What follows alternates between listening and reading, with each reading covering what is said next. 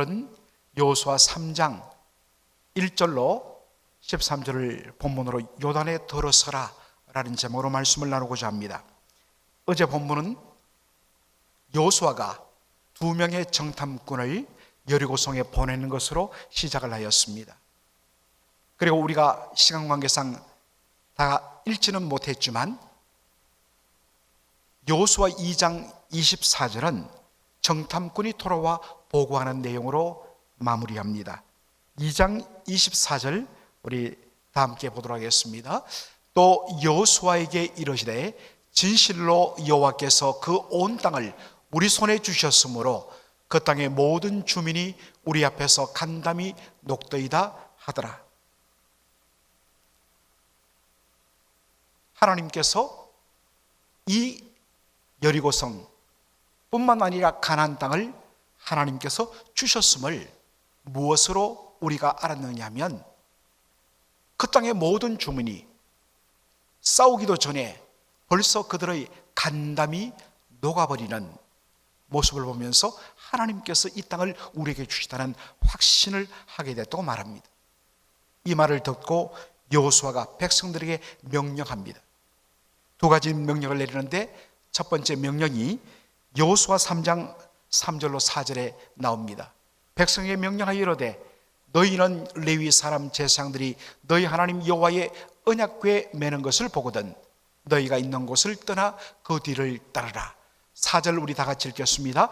그러나 너희와 그 사이 거리가 2000규빗쯤 되게 하고 그것에 가까이 하지는 말라. 그리하면 너희가 행할 길을 알리니 너희가 이전에 이 길을 지나보지 못하였음이니라 하니라. 하나님께서 첫 번째 내리신 명령은 무엇입니까? 제사장이 언약궤를 매거든 그리고 앞서가면 너희는 그 뒤를 따라가라 라는 것입니다. 그리고 그 언약궤와 백성들의 거리를 얼마나 유지하라고요? 2000규빗, 2000규빗은 900m 정도가 됩니다. 여러분, 왜 하나님께서 이러한 그림을 보여주셨을까요? 언약궤를 맨 제사장들이 앞서 행진하면 백성들은 약 900m 뒤 2000규빗을 거리두고 따라가게 하셨을까요? 여러분, 이것의 실마리를 푸는 열쇠는 바로 언약궤에 있습니다. 여러분들 언약궤 이렇게 상상해서 만들었습니다마는 이 언약궤는 천상의 보좌에 좌정하신 하나님의 임재를 뜻합니다. 천상에 계신 그 하나님께서 바로 이 땅에 임하신 The presence of the Lord, 여호와 하나님의 임재를 형상하고 보여주는 것이 바로 언약궤, The Ark of the Lord, 여호와의 언약궤인 것입니다. 그런데 이 언약궤를 보시면 그 중간에 길쭉하게 뭐가 꽂혀 있습니까? 바가 꽂혀 있습니다. 봉이 꽂혀 있습니다. 저것의 용도는 바로 어깨에 매는 용도입니다. 제사장들이 언약궤를 어깨에 메고 앞서 행진하라 라고 이야기합니다. 여러분, 특별히 제사장의 어깨에 언약궤를 메고 간다는 이 말에 주목하시기 바랍니다. 여러분, 왜 어깨에 언약궤, 여호와 하나님의 임재를 상징하는 언약궤를 어깨에 메고 가게 했을까요? 여러분, 고대 세계의 왕들이 행차할 때의 모습은 다 한결같습니다. 이것은 조선시대도 마찬가지였습니다. 정조대왕이 화성에 행차할 때를 그린 그림을 지금도 남아있는데 그것을 보면 최소한 50명 이상의 바로 가마꾼들이 왕이 타는 가마, 그것을 연이라고 이야기합니다.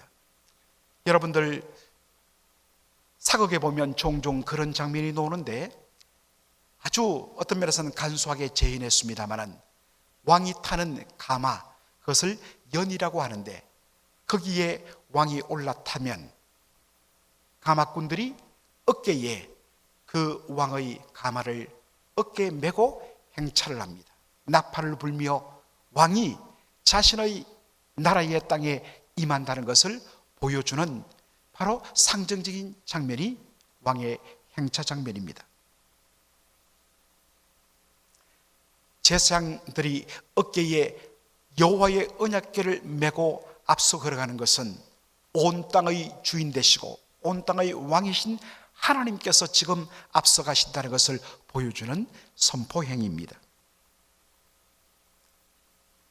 그러면 왜 언약궤와 이스라엘 백성들의 거리를 900m 떨어져 뒤따라가게 했을까요?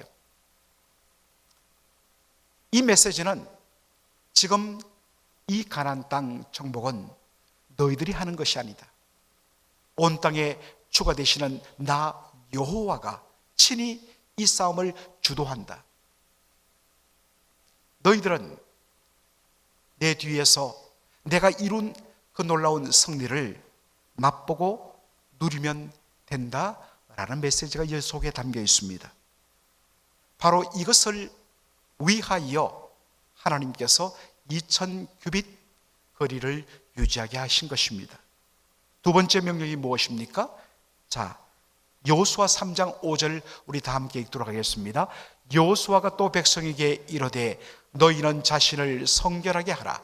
여호와께서 내일 너희 가운데 기이한 일들을 행하시리라. 여호수아가 백성들에게 요구한 것 두 번째 명령은 무엇이었습니까? 너희 자신을 성결하게 하라. 너희 자신을 consecrate, 하나님 앞에 거룩한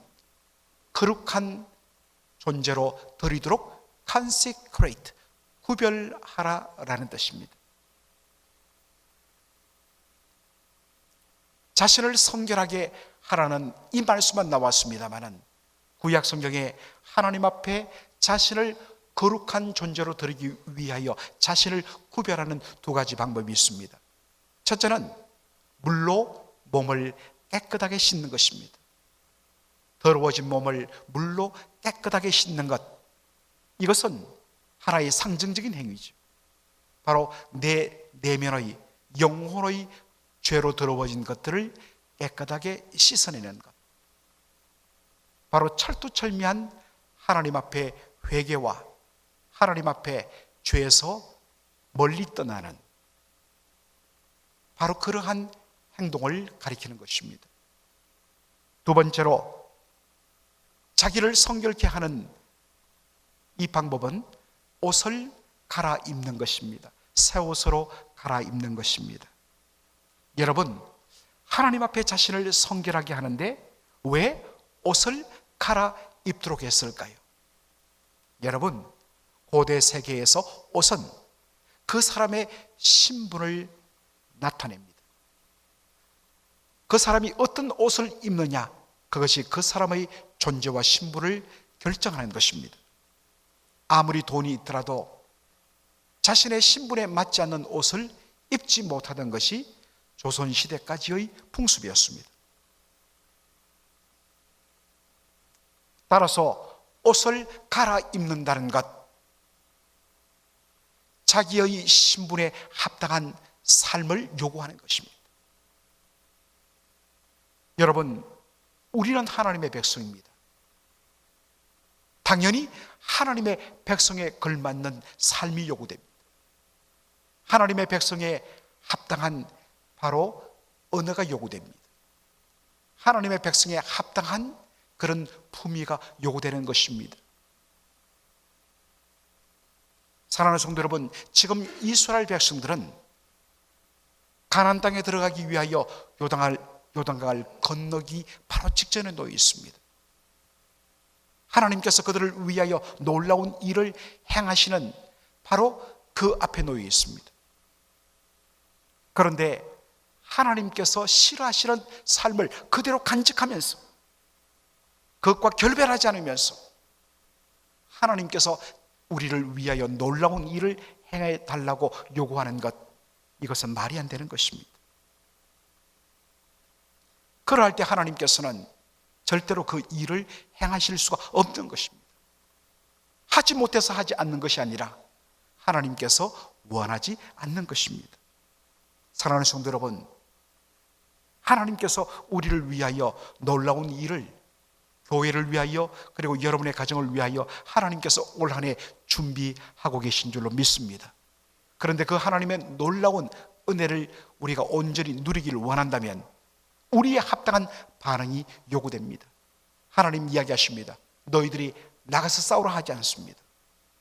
우리가 해야 할 일은 철두철미하게 성도의 합당한 삶을 유지하는 그러한 결단이 있어야 하는 것입니다. 사랑하는 성도 여러분, 이제 새해가 시작되었습니다. 지난해에 우리가 거듭거듭 실수했던 그 옷을, 그 더러워진 옷을, 그 삶을 그대로 간직한 채 2025년 하나님께서 새롭게 주신 이 새로운 시간을 우리가 사용할 수가 없는 것입니다. 하나님께서 원치 않고 하나님께서 합당하게 여기지 않는 것, 아직도 그것을 붙들고 있습니까? 옷을 갈아입듯이 그 삶에 새로운 결단이 있기를 주의 이름으로 축원합니다. 하나님께서 언약궤를 맨 제사장들이 요단강가에 도착했을 때에 그 발을 강물에 담고 그 강바닥을 밟으라고 말씀하셨습니다. 여러분, 이때가 언제입니까? 14절에 보면 이때는 곡식을 추수할 때입니다. 봄이란 것입니다.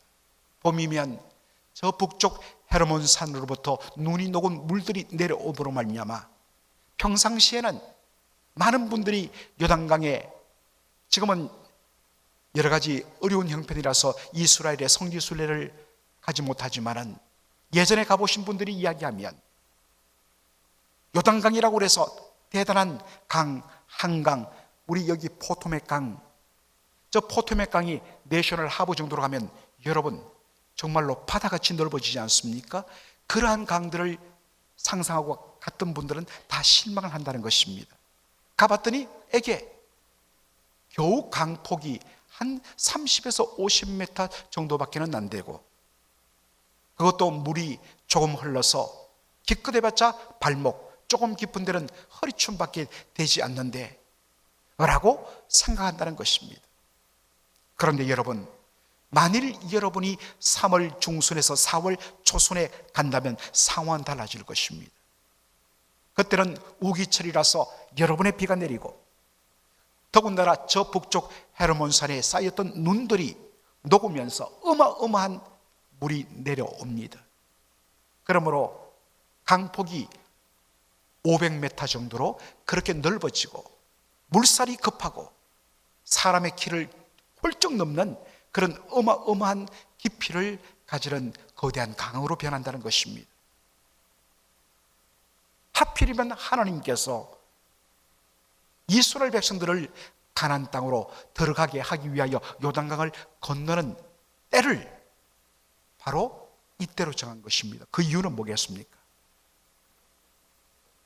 바로 이 요단강을, 그렇게도 거대한 물이 흐르는 요단강을 하나님께서 제사장들이 발로 밟는 순간에 그 물을 컷오프, 완전히 끊어버림으로 말미암아 마른 땅으로 건너가게 함으로 말미암아 하나님께서 우리와 함께 하시며 하나님께서 바로 저 가나안 7 족속들을 다 쫓아내실 것을 보여주시는구나. 그것을 하기 위하여 하나님은 그 명령을 하신 것입니다. 바로 그 요단강을 끊어버리는 목적을 10절에 이렇게 말합니다. 다 같이 한번 읽어볼까요? 또 말하되 살아계신 하나님이 너희 가운데 계시사 가나안 족속과 헷 족속과 히위 족속과 브리스 족속과 기레가스 족속과 아모리 족속과 여부수 족속을 너희 앞에서 반드시 쫓아내실 줄을 이것으로서 너희가 알리라.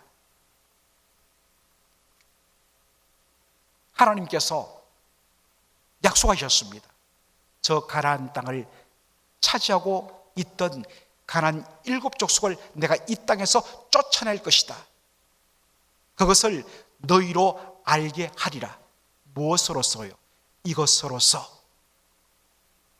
여러분, 여기에 이것으로써라는 말은 무슨 뜻일까요?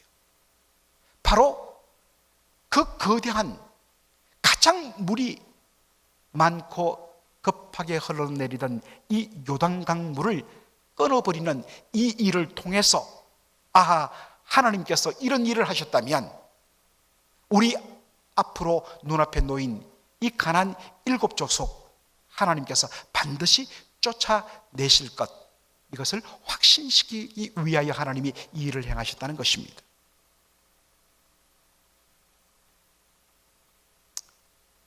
리폼드 신학교의 구약학 교수였던 은퇴했습니다마는 데일 렐프 데이비스 교수님이 계시는데, 이분은 이 부분을 주의하면서 하나님은 논리를 가지고 로직을 가지고 하나님의 백성을 설득하고 확신시키는 하나님이라고 그렇게 설명을 했습니다. 여러분, 덮어놓고 믿지 마십시오. 덮어놓고 아멘하지 마십시오. 확실히 믿어지지 않으면 여러분 아멘하면 안 됩니다. 아멘 안 한다고 하나님이 야단치지 않습니다. 하나님은 우리에게 맹목적으로 믿음을 강요하는 분이 아니십니다. 믿지 않고는 안 되는 증거를 들이내면서, 그리고 하나님께서는 논리를 가지고 우리를 설득시켜 하나님의 역사를 온전히 믿음으로 받아들이게 하시는 하나님이십니다.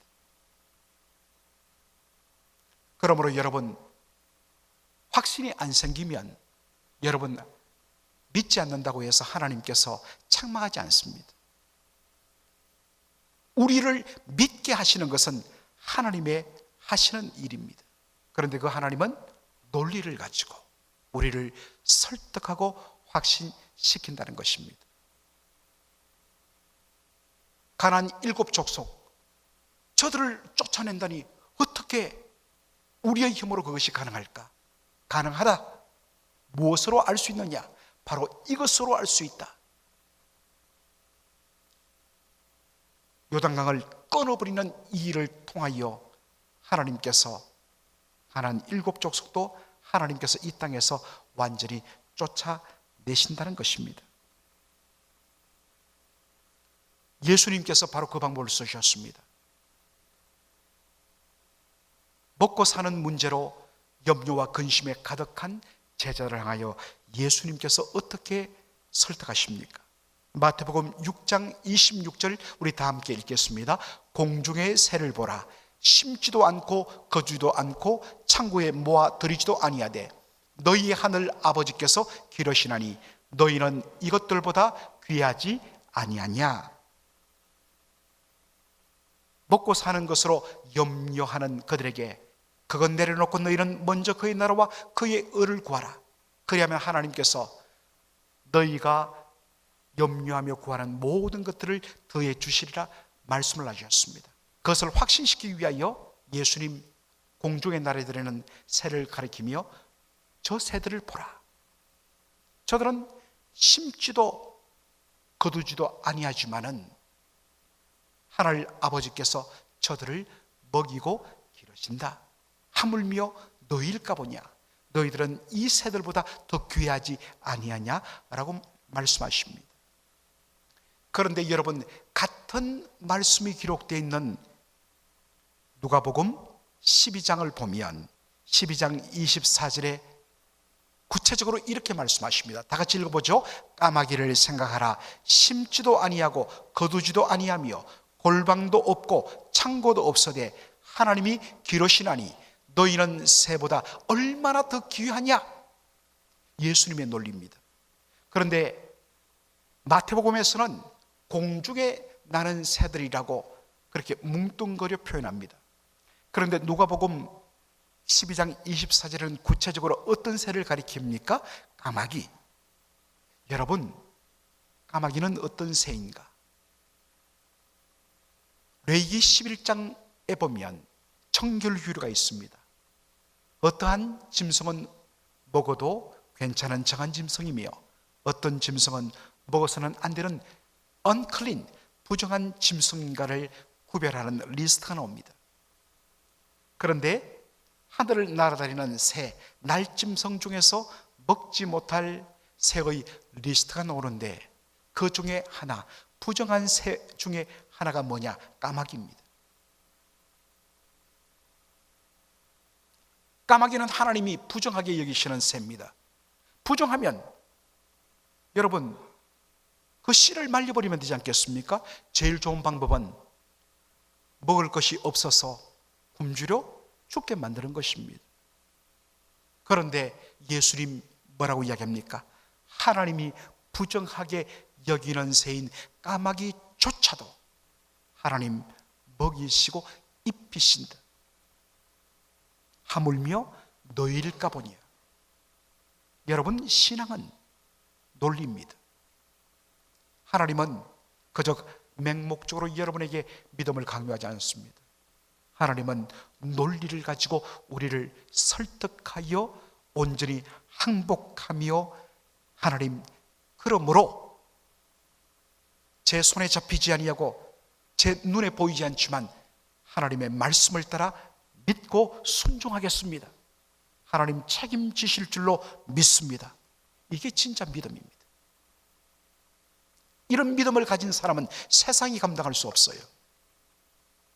왜냐하면 하나님에 의해서 설득되어 확신된 믿음이기 때문입니다. 이러한 믿음의 논리를 가지고 바로 신자를 설득하는 한 사람을 만나게 됩니다. 사도 바울입니다. 로마서 8장 32절, 저로 하여금 하나님께서 완전히 목회자로 그렇게 온전히 그 콜링을 받아들이도록 하나님께서 설득하신 말씀이기도 합니다. 로마서 8장 32절 말씀 다 같이 읽겠습니다. 자기 아들을 아끼지 아니하시고 우리 모든 사람을 위하여 내주신 이가 어찌 그 아들과 함께 모든 것을 우리에게 주시지 아니하겠느냐. 여러분, 여러분에게 가장 소중한 것 무엇이 있습니까? 오늘 여러분이 타고 온 차 소중하죠. 여러분이 안식을 누리는 그 집 소중하죠. 그래서 여러분들 그냥 망가지면 망가지는 대로 어차피 이 땅 다 없어지는데 하지 않습니다. 돈을 들여서 여러분들 집을 가꾸고 그렇게 잘 관리합니다. 그러나 여러분, 그 무엇보다도 여러분에게 가장 소중한 것은 무엇일까요? 바로 여러분의 자식일 것입니다. 여러분에게 가장 소중한 것, 여러분의 자녀입니다. 하나님께도 마찬가지입니다. 하나님에게 가장 소중한 것은 하나님의 아들이십니다. 그런데 뭐라고 이야기합니까? 자기 아들을, 그 소중한 아들을 아끼지 아니하시고 우리 모든 사람, 그것도 자격 있는, 뭔가 정말 저들을 위하여 내 아들 생명도 아끼지 않고 내어줄 만한 가치 있는 인생이라면 모르지만은 범죄한 하나님을 대적한 바로 우리 죄인들, 바로 우리 모든 사람을 위하여 그 아들을 아끼지 않고 하나님이 내어주셨다면 그것이 무엇입니까? 십자가입니다. 우리의 구원을 위하여 독생자를 십자가에 내어주신 분이 하나님이십니다. 그 하나님께서 어찌 아들까지도 주셨는데 어찌 모든 것을 우리에게 주시지 아니하겠느냐.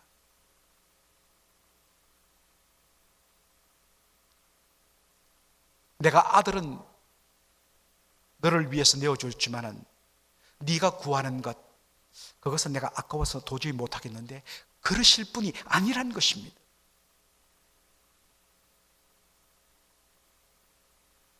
아들을 아끼지 않고 우리를 위해 내어주셨다면 그 하나님께서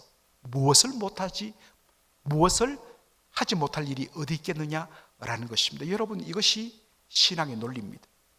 여러분 기도할 때에 그저 부르짖지 마십시오. 물론 간절히 부르짖고 기도해야 합니다. 그러나 그러한 간절한 부르짖음은 분명한 믿음 위에서 부르짖어야 되는데 그 믿음은 철두철미하게 논리에 근거해야 합니다. 여러분, 그런 의미에서 따지십시오. 점검하십시오. 그리고 그 논리로 여러분의 심령을 완전히 설득시키고 하나님 앞에 그 다음에는 완전히 올인하십시오. 이것이 하나님께서 일하시는 방법입니다. 올 한 해 우리가 수많은 일들을 감당하고 수많은 문제들을 만날 때 그때마다 하나님의 말씀을 펴십시오. 그리고 하나님의 말씀을 살피시고 묵상하십시오. 그리고 그 말씀을 곰곰하게 생각하면서 하나하나 따지십시오. 그리고 하나님의 논리를 붙들고 확신하고 요단강을 끊어서 마른 땅을 건너가게 하셨다면 앞으로 싸우지 않았지만은 한 번도 지금 싸움을 못 해봤지만은 앞으로 우리가 만나게 될 싸움, 그 대적이 누구든지 반드시 하나님께서 우리에게 주실 것이라는 이 확신을 가지고 믿음으로 올 한 해를 시작하는 저와 여러분 되기를 주의 이름으로 축원합니다. 아멘. 기도하겠습니다.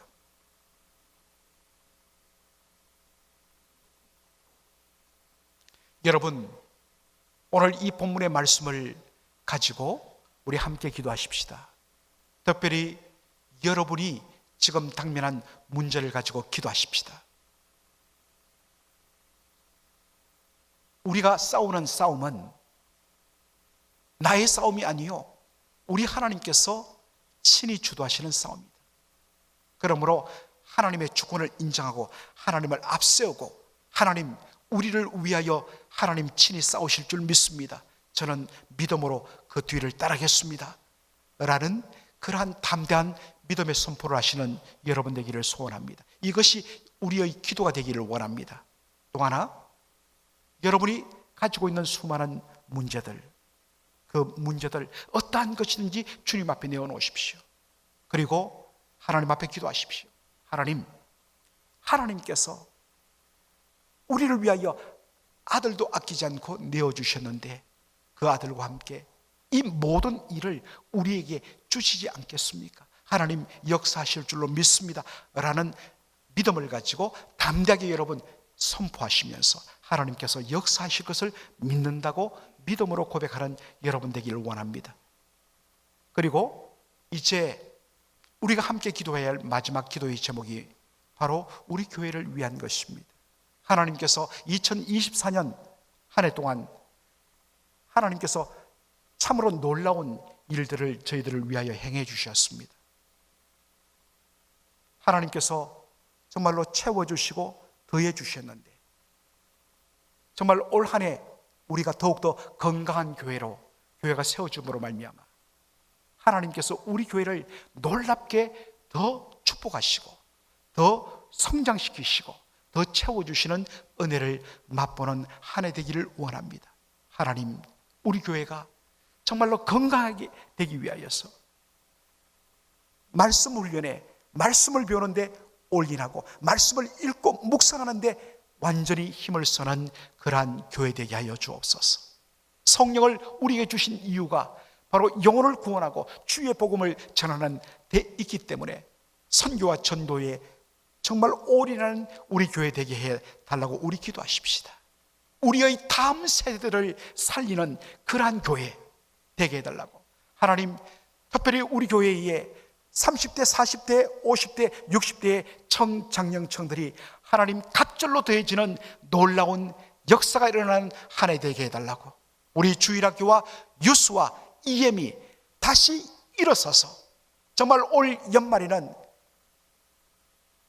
우리 다음 세대들이 하나님 앞에 찬양하며 춤추며 노래하는 그 모습들을 우리가 온전히 보게 하는 일들을 주여 역사해 달라고.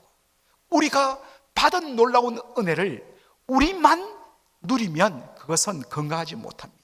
흘려보내야 합니다. 그래서 올 한 해 하나님, 우리가 힘을 다하여 지역사회를 섬기며 구제하며 눈물을 닦아주는 그 일에 힘쓰는, 정말 이 네 가지가 밸런스를 이루는 교회 되게 하여 주옵소서. 건강한 교회를 세워 주옵소서. 우리 이 시간에 한 목소리로 이러한 기도의 제목을 가지고 우리 하나님 앞에 기도하도록 하겠습니다. 기도하겠습니다.